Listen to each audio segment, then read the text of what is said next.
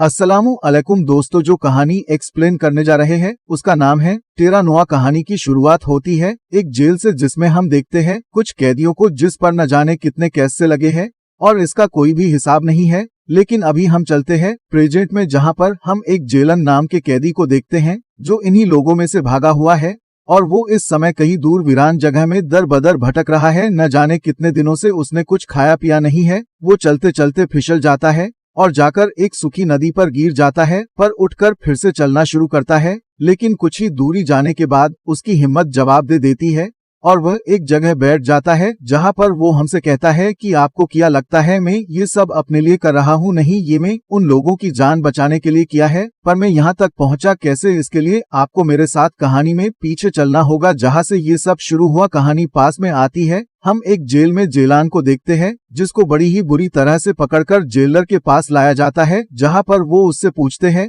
तुम्हें आगे जाकर क्या करना है, अगर तुम इस जेल से छूट गए तो। यही सवाल वो कई और कैदियों से भी पूछता है। कुछ कहते हैं उन्हें ड्राइवर बनना है, कुछ कहते हैं टीचर और कुछ तो कहते हैं उन्हें एस्ट्रोनॉट बनना है। इन्हीं में से एक कैदी जिसे यही रहकर काम करना है और उस ऑफिसर की तरह जेलर बनना है, उसका ये जवाब सुनकर वो खुश भी होता है। आखिर में एक कैदी आता है और वो कहता है उससे कुछ ऐसे करना है जो किसी ने नहीं सोचा हो और कुछ बहुत डरावना। जाकर वो जेलर हम सभी उन लोगों को भी बताता है। उन सभी को दूसरी एक जगह पर ले जाया जा रहा है, इसलिए ही उन्हें ये सवाल पूछे गए थे ताकि हम उन कैदियों की ख्वाहिशों के बारे में पता चल सके। अब जहाँ ये लोग उन्हें लेकर जा रहे वहाँ क्या होता है और वो कैसी जगह है, इन सबका आपको थोड़ा इंतजार करना होगा। सभी को अगले दिन वोट पर लाया जाता है, जहाँ पर इन्हें शिप के अंदर एक एक करके डाला जाता है। इन्हें अभी तक नहीं बताया इन्हें कहाँ लेकर जा रहे हैं, इसीलिए अभी चुपचाप बैठ जाते हैं। उसके बाद ऊपर से टेक बंद कर दिया जाता है। हम नीचे देखते हैं, वहाँ पर भी जेल की तरह सब कुछ बनाया जाता है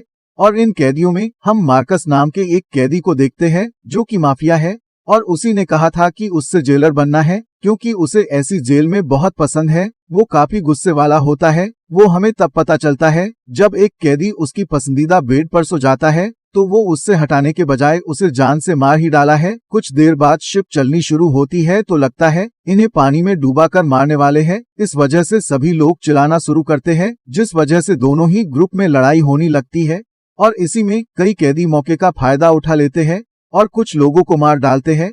और इसी में हम एक बूढ़े आदमी को देखते हैं जो नीचे बैठा चुपचाप प्रे कर रहा था। ऐसा लग रहा था उससे सभी पता के आगे क्या होने वाला है। वो बैठा सभी को देखता रहता है। तभी कुछ गार्ड नीचे आते हैं जो सबको शांत करते हैं। जाते जाते वो एक स्लीपिंग गैस भी छोड़ देते हैं ताकि सब सो जाए और तभी उठे जब वो वहाँ पहुँच जाए। 2 दिन ये लोग एक आइलैंड पहुँच जाए हैं जो चारों ओर से पानी से घेरा हुआ हो और बस बीच में एक जमीन भी है। वहाँ पर कोई भी जेल नहीं थी, कुछ टूटे फूटे शेड थे जो किसी ने बनाए थे। किसी को इस बारे में नहीं पता था तो सभी लोग आसपास देखते रहते हैं। उन्हें समझ नहीं आ रहा था उन्हें ये किस जगह पर लाया गया है और उन्हें ये क्यों लाया गया। उन सभी कैदियों के हाथ में एक अलग तरह की हथकड़ी लगाई गई जिसमें नंबर लिखे गए थे। अगले सीन में वहाँ पर कुछ लोगों को आते हुए देखते हैं छोटी बोट में, जिसमें कई सारे बॉक्सेस भी रखे हुए थे और बोट से मार्था उतरती है। वो उनकी हेड होती है। उसके साथ एक आदमी भी होता है जो सबको समझाता है। अब उनके पास इतनी जेल नहीं बची जो इतने सारे कैदियों को बंद कर सके, इसीलिए दुनिया के सभी सरकारों ने फैसला किया है जिन कैदियों ने हत्या की है